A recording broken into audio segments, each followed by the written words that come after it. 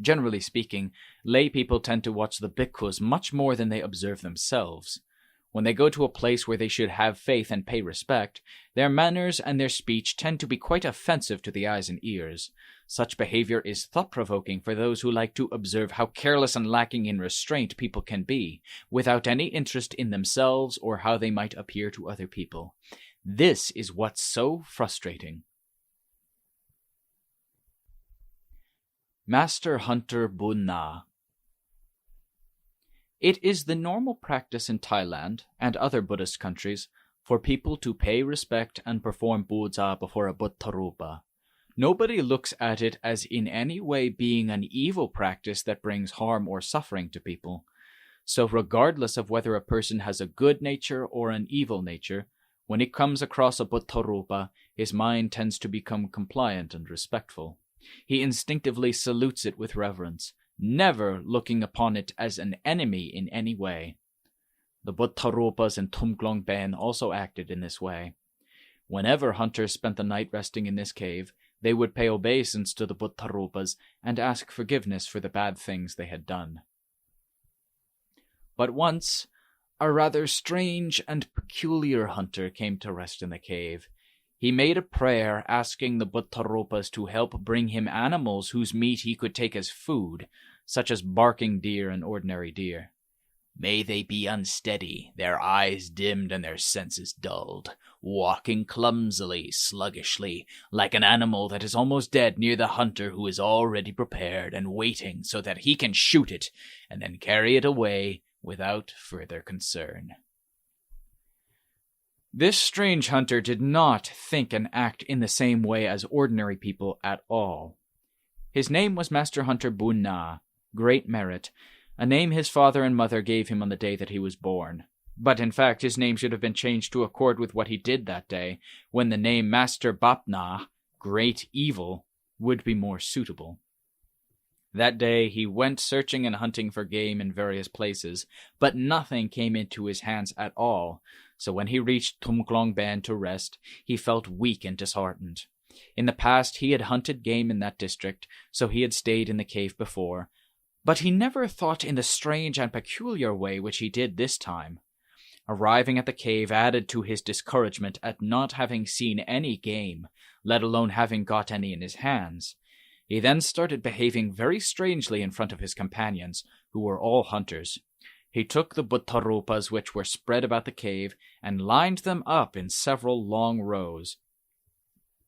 While doing this, he spoke in a loud voice, saying, "Today I looked for animals to shoot as game, but in the whole forest not one came into my hands. It must be because of these Buddha-rupas. They must have put a spell on them and driven them far away from danger, that is, far from the hunters who are looking to shoot them. We must make these Buddha-rupas line up military style and train them like soldiers so that they will learn the rules and regulations of hunters. Then these Buddha-rupas will learn a lesson and won't make a spell to drive out all the animals anymore." In his hand he held a stick which he used to beat the backs of the Buddha-rupas that refused to accept his commands, lecturing all the Buddha-rupas which he had set up in rows, as though he was commanding rows of soldiers on parade. He ordered them to turn right, turn left, back step, march forward, while beating them on the back from time to time. Occasionally he beat one of them on the head, accusing it of not carrying out the orders of the commanding officer. If one of the Buddha-rupas he was hitting fell over and went out of line, he picked it up and placed it back in line while commanding, "Turn right, turn left." He continued beating the Buddha-rupas and scattering them about, then setting them in line again and giving them orders before beating them again, until the strength of his madness was finally exhausted. Then he stopped. The other hunters who were there with him told him to stop right from the beginning as soon as they saw his bad behavior. They tried to reason with him, saying that he should not do such evil things. They warned him that he would fall into hell if he went on acting like that. They explained that each one of those Buddha-rupas was there in the place of the Buddha. To damage a Buddha-rupa is considered by people to be the same as doing damage to the Lord Buddha, which is a very great evil that should never be done. The Lord Buddha and the Buddha-rupas have a special place both in the hearts of people and in the hearts of Deva Buddha, Devata, Indra, Brahma, Yama, Yakas, Nagas, Garudas, Pretas, and all kinds of ghosts as well, so they should never be desecrated. But Master Great Evil would not listen to any of it. He just went ahead and acted out his part. When the other hunters saw that it was no use reasoning with him, they one by one left the cave and ran back to their homes to tell people about that evil madness and the living denizen of hell who perpetrated it. The villagers all felt greatly dismayed, for they had never heard of such a thing happening before. Before that hunter took the Buddha-rupas and set them in rows to train them like soldiers, he had a normal awareness of things in the way most people have. In talking with others, he understood matters quite normally, so no one would have thought of him as being crazy. But he did possess the characteristic signs of hatred and aversion, dosa, which he displayed quite openly that day when he could not find and shoot any game. Thus he spoke angrily to the Buddha-rupas, saying that they were casting spells to drive all the game away. This is why he became angry with them and hit them and beat them in accordance with his emotional situation, aramana, without seeing at that time how his emotional situation was complete madness. Throughout Thailand, everybody knows full well that Buddha-rupas are not soldiers, nor are they cattle that one can grab them and train them, or make them pull a plow or an ox cart. So why did that man dare to take those Buddha-rupas and act towards them in such a repugnant way? He must have been crazier than people normally get in this world. It's something to consider. But if you prefer not to think about it, that will lighten the load on your mind, so you won't go mad yourself thinking about that man who opened up the way to madness, thus inducing normal people to go a bit mad as well. When his hellish madness had run its course, it broke up and disappeared. By the time he returned to his home, he had become a good and normal person, but his tendency to lose his temper was still there. Nobody was bold enough to speak to him and question him, because they all knew about the incomparably evil things which he had done. So everyone kept quiet and acted as if nothing had happened, including those who lived with him in his house. But they kept a watch on him to see if there were any changes in him. The man himself wore a solemn expression, but said nothing which would make them concerned or suspicious, so nobody was prepared to offend him by making an issue of what happened in the cave. That night, as soon as it got dark, the hunter's family heard him complaining that his body was itching all over. They asked him what the problem was, and he showed them various places on his body that he said were so painfully hot that he could hardly stand it. He felt like shouting for help. When he showed them his body, both the parts under his clothes and those which were exposed, it was inflamed and swollen everywhere. It had all arisen quite suddenly in an unusual manner. What with the pain, the swelling, and the stinging heat coming so suddenly all together, he could hardly bear it, and he cried out to people to come and help him, bursting into tears like a child. Word of what had happened spread quickly throughout the village, where everybody had heard about the despicable way he had behaved with the Buddha-rupas. Many of them ran quickly to see for themselves, but still nobody was bold enough to speak the truth openly about what he had done to the Buddha-rupas, for fear that it may start something which would grow into serious trouble. But an old man who was clever, esteemed, and well respected by all the villagers spoke out clearly so that the hunter would hear what he said. "This kind of thing is something that we have never seen happen before, but it is probably caused by some terribly evil occurrence, rather than anything else. You should reflect back on the recent past to see whether you have done anything which was not good and proper. Think back and examine what you have done.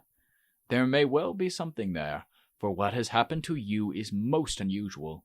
It doesn't normally happen to people. We have all seen rashes and aches and pains and hot stinging sensations in the body, but we have never seen them in such an unusual manner as you have them at present. Look at your body. This condition has spread out all over it like a fire, and so quickly, too. Your body has suddenly broken out in rashes and swellings of a most abnormal kind.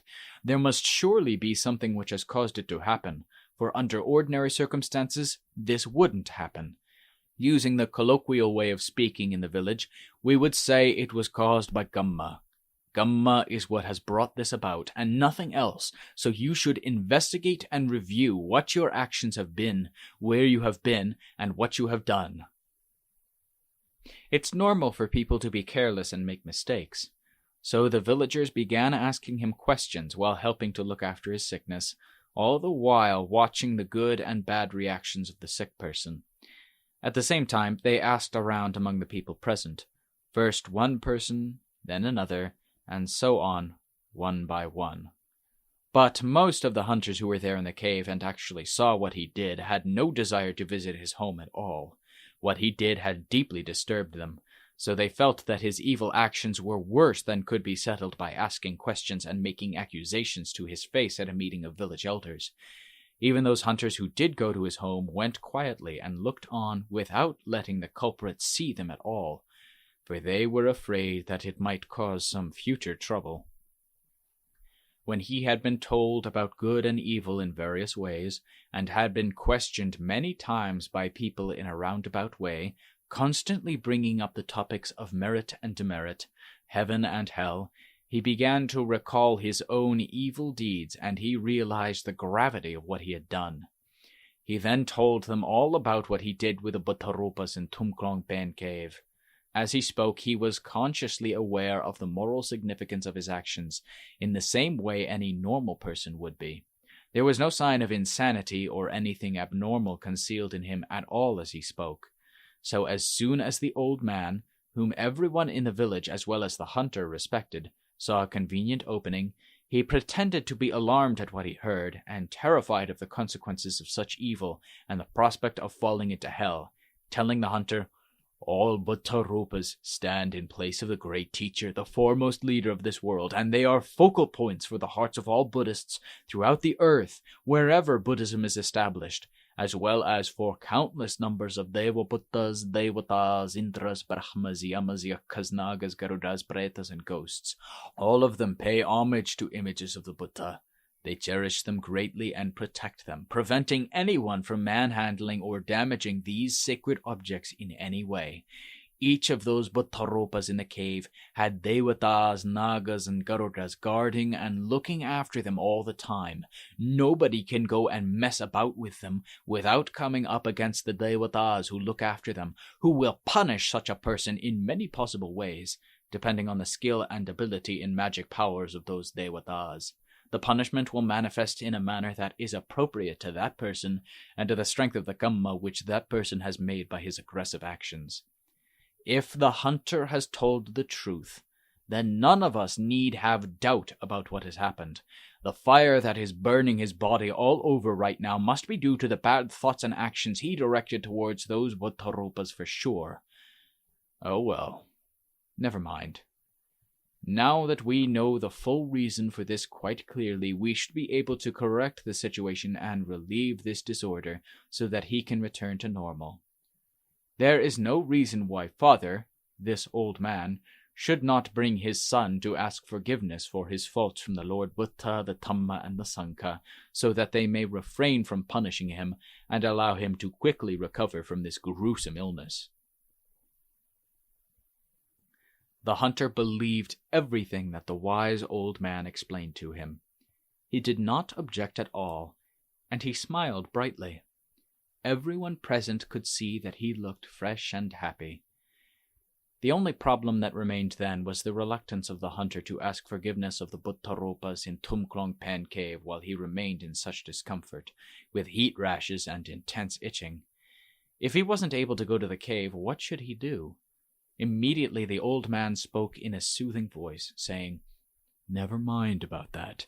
Even though you cannot go there just yet, you can still ask the Buddha to forgive your faults without any problem. You can take any Buddha-rupa which stands in place of the Buddha and place it in front of you, along with flowers and joss sticks. Then you must respectfully prostrate to the Buddha-rupa and ask forgiveness for your faults. Do this first. Then, when you have overcome those painful symptoms, you must go and pay your respects to the Buddha-rupas at Tumklong Pen. Doing it in this way will bring the same result. Have no fear. After the old man had finished speaking, he told the people to bring a Buddha-rupa and set it up in front of the sick hunter. Then they prompted him to ask forgiveness for his evil acts from that Buddha-rupa. When he finished, he and everyone else felt quite relieved. The ceremony was done properly in all respects in the midst of hundreds of people from all over the village who had rushed in excitedly to witness this unprecedented event.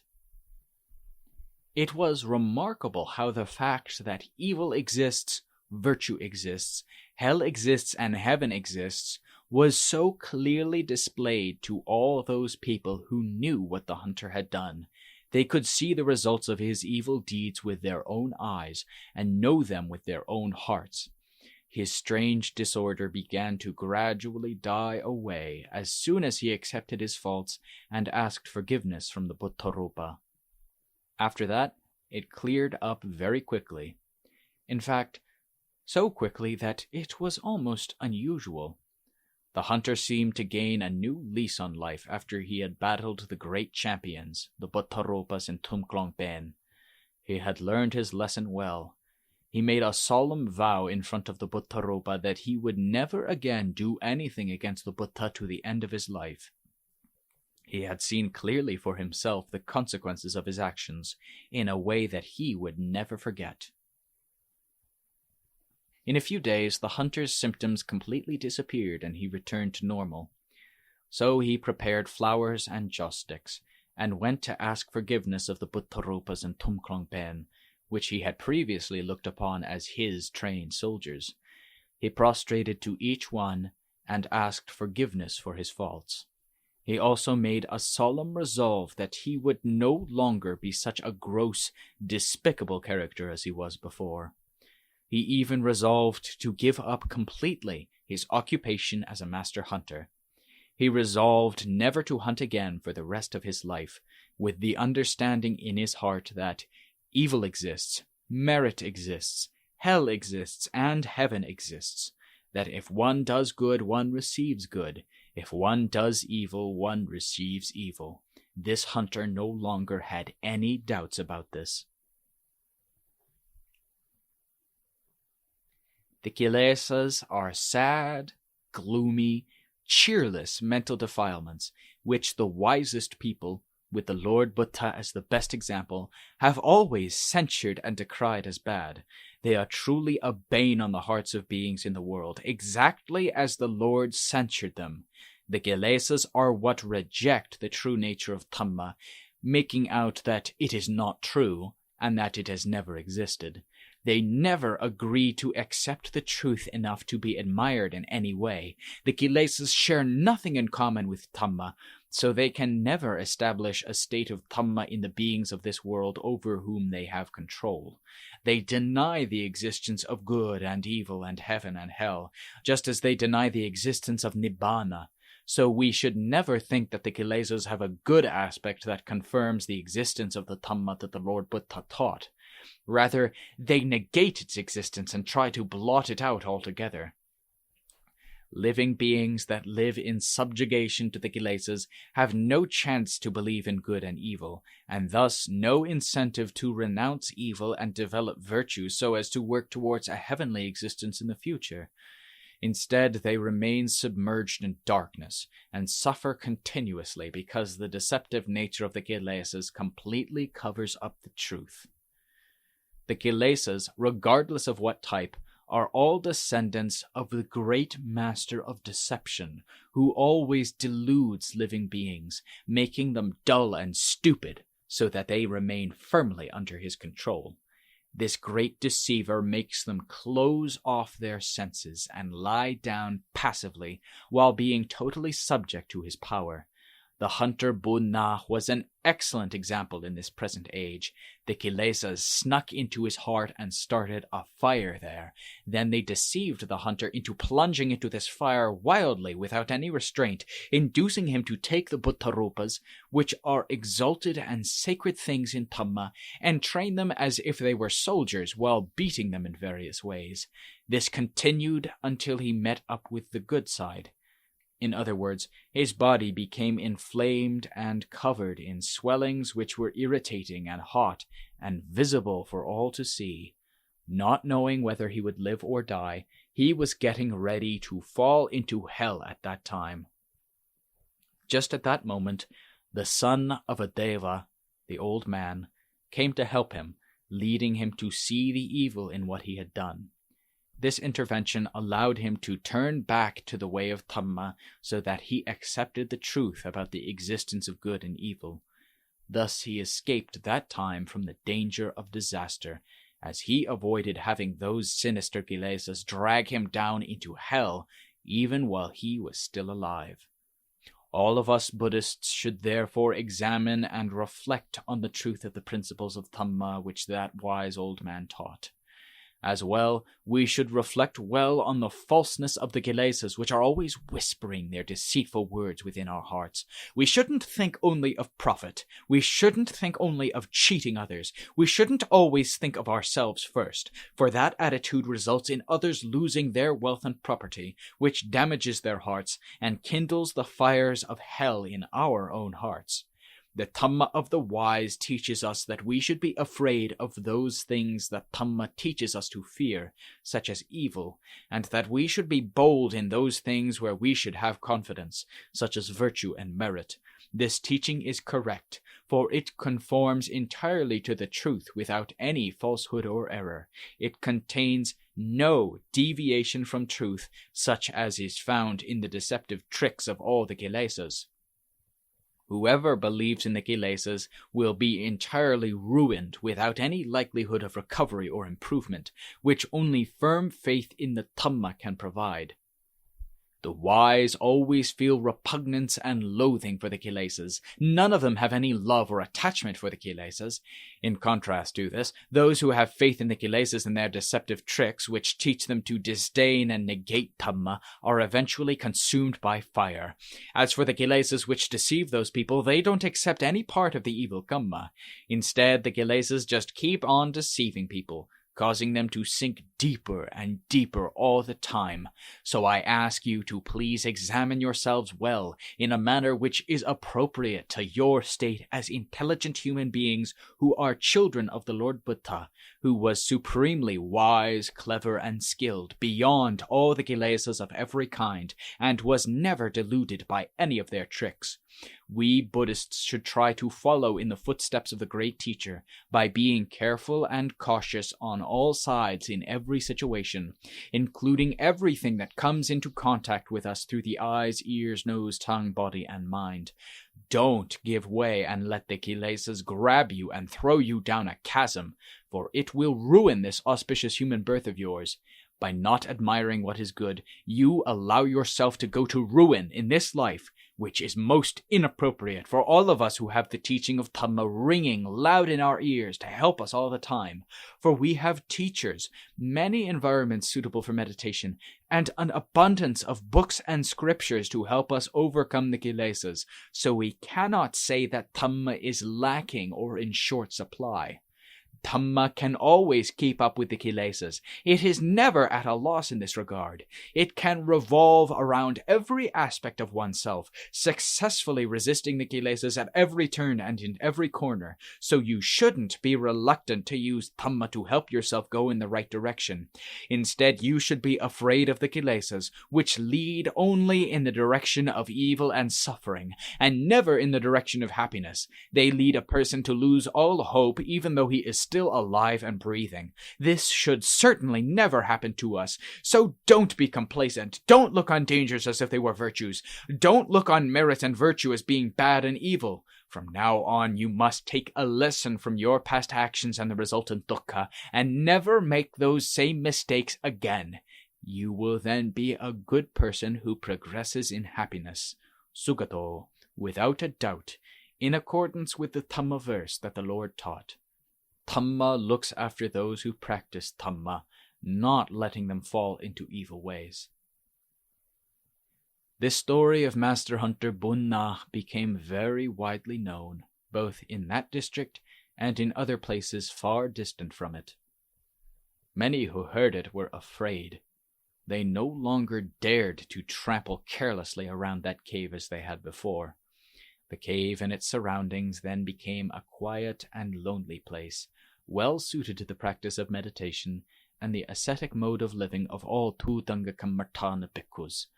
The villagers in that district considered it to be a sacred place, so they did not dare to do as they pleased there like they used to.